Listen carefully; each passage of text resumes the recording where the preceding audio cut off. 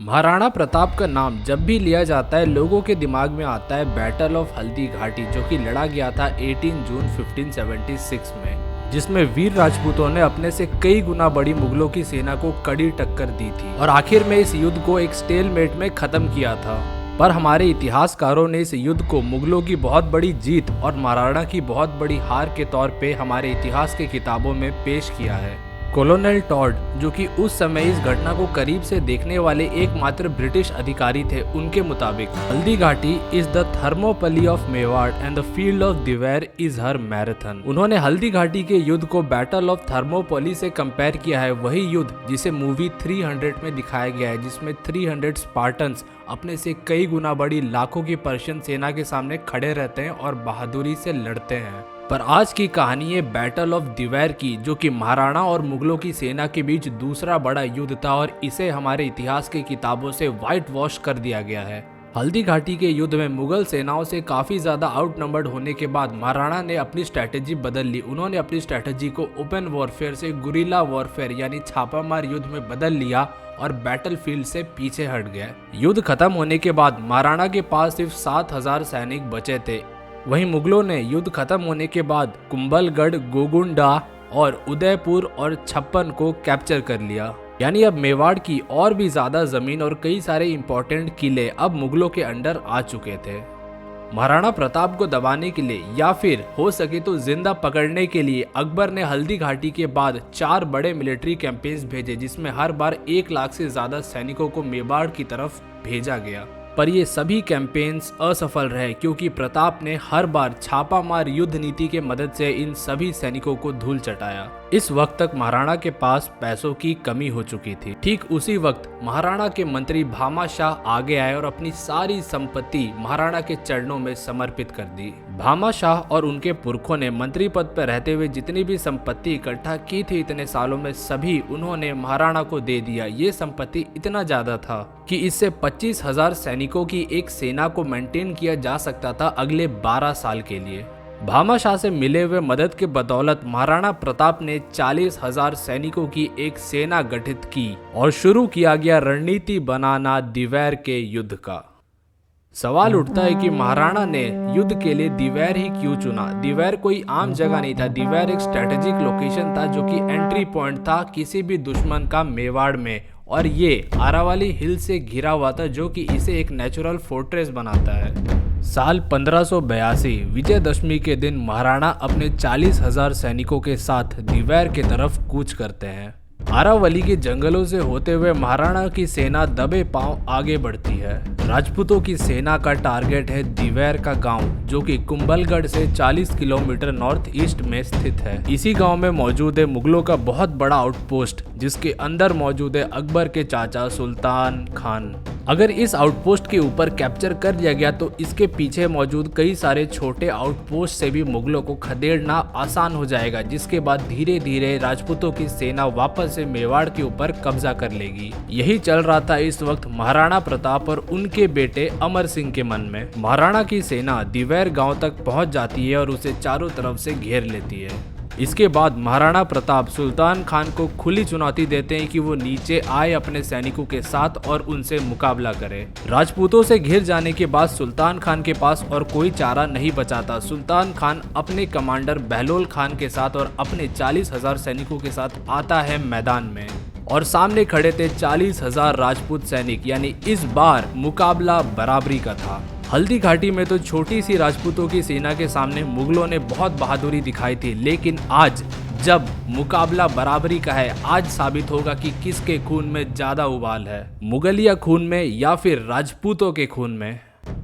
महाराणा प्रताप की गर्जना के साथ युद्ध शुरू होता है और सभी 40,000 राजपूत सैनिक मुगलों के ऊपर टूट पड़ते हैं। शुरुआती लम्हों में काफी खून बहता है, दोनों तरफ से मारकाट चालू ही था कि तभी महाराणा प्रताप के बेटे कुंवर अमर सिंह आगे आते हैं। अपने हाथ में मौजूद भाले को सुल्तान खान की तरफ फेंकते हैं। इस भाले को इतनी ताकत के साथ फेंका गया था कि ये सीधे जाके सुल्तान खान और उसके घोड़े को एक साथ जमीन में गाड़ देता है। वार इतना घातक था कि इसके बाद कई सारे मुगल सैनिक सुल्तान खान के शरीर को भाले से अलग करने की कोशिश करते हैं, लेकिन विफल हो जाते हैं। वो ना तो भाले को जमीन से उखाड़ पाते हैं, ना ही भाले में टंगे हुए सुल्तान खान के शरीर को। युद्ध की कमान अब मुगल कमांडर बहलोल खान के हाथों में थी। महाराणा प्रताप अपने घोड़े के साथ धावा बोलते हैं बहलोल खान की तरफ और सीधा चुनौती देते हैं बहलोल खान को। इसके बाद मुगल कमांडर बहलोल खान और महाराणा प्रताप के बीच सीधा युद्ध होता है। महाराणा प्रताप अपने भारी भरकम तलवार से सीधा हमला करते हैं घोड़े पे सवार बहलोल खान के ऊपर और इनके इस वार से बहलोल खान और उसका घोड़ा 2 टुकड़ों में कट जाता है। इस घटना को आज भी इतिहासकार याद रखते हैं युद्ध के हजारों साल के इतिहास में सबसे ज्यादा हैरान कर देने वाली घटना के तौर पे। एक सिंगल ब्लो में मुगल कमांडर को उसके घोड़े समेत 2 टुकड़ों में काट देना, ऐसी ताकत सिर्फ और सिर्फ महाराणा प्रताप के बाजुओं में ही हो सकती है। अपने दोनों कमांडर्स की ऐसी दुर्गति देखते हुए पूरे 36,000 मुगल सैनिक आत्मविश्वास हार जाते हैं और महाराणा प्रताप के सामने सरेंडर कर देते हैं। पर युद्ध यहीं पर खत्म नहीं होता है। महाराणा प्रताप अपने सैनिकों के साथ बाकी के जितने भी मुगल छावनी थे उन सब के ऊपर एक एक करके आक्रमण करते हैं। राजपूत सैनिक धीरे धीरे आगे बढ़ते हैं, जो भी सामने मुगल छावनी आती उसके ऊपर टूट पड़ते और उसके अंदर मौजूद सभी मुगल सैनिकों को काट डालते।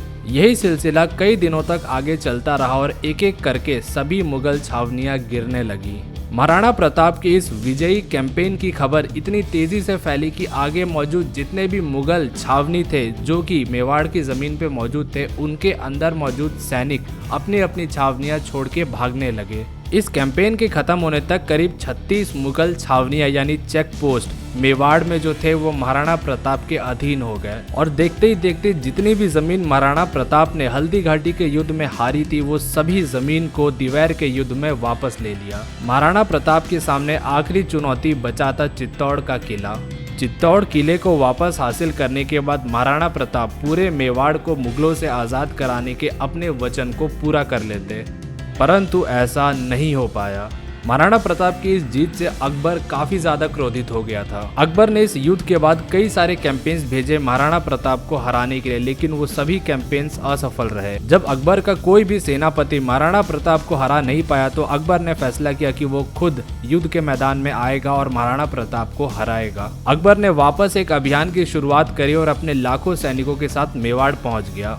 अकबर ने करीब 6 महीने तक महाराणा प्रताप की सेना को हराने के भरपूर प्रयास किए, पर वो कोई भी सफलता हासिल नहीं कर पाया। आखिरकार 6 महीने के बाद थक हार के अकबर भी दिल्ली वापस चला गया। महाराणा प्रताप ने पूरे वेस्टर्न मेवाड़ के ऊपर वापस से अपना आधिपत्य स्थापित कर दिया और अगले 15 साल तक एक राजा के तौर पे पूरे मेवाड़ के ऊपर राज करते रहे। मेवाड़ का एग्रीकल्चर, ट्रेड, आर्ट और एजुकेशन सब कुछ वापस से फ्लरिश करने लगा और पूरा फुल फ्लेज्ड एम्पायर की तरह ये वर्क करने लगा।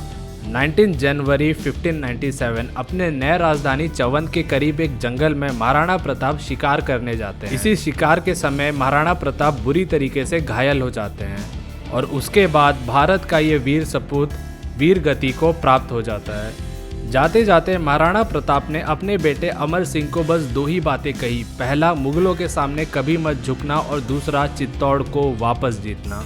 महाराणा प्रताप जिए एक आज़ाद राजा की तरह और मरे भी एक आज़ाद राजा बनके।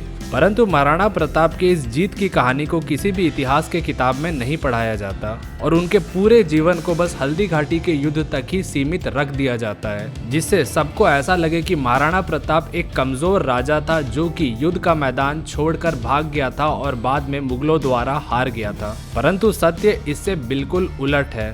महाराणा प्रताप की इस वीर गाथा को आप व्हाट्सएप और फेसबुक की मदद से ज़्यादा लोगों तक शेयर कीजिए और अगर आपको महाराणा प्रताप की ये कहानी पसंद आए तो वीडियो को लाइक ज़रूर कीजिए और चैनल को सब्सक्राइब कर लीजिए। ऐसे ही और भी कई महान राजाओं की कहानियाँ जानने के लिए मिलते हैं अगले वीडियो में। तब तक के लिए थैंक्स फॉर वॉचिंग।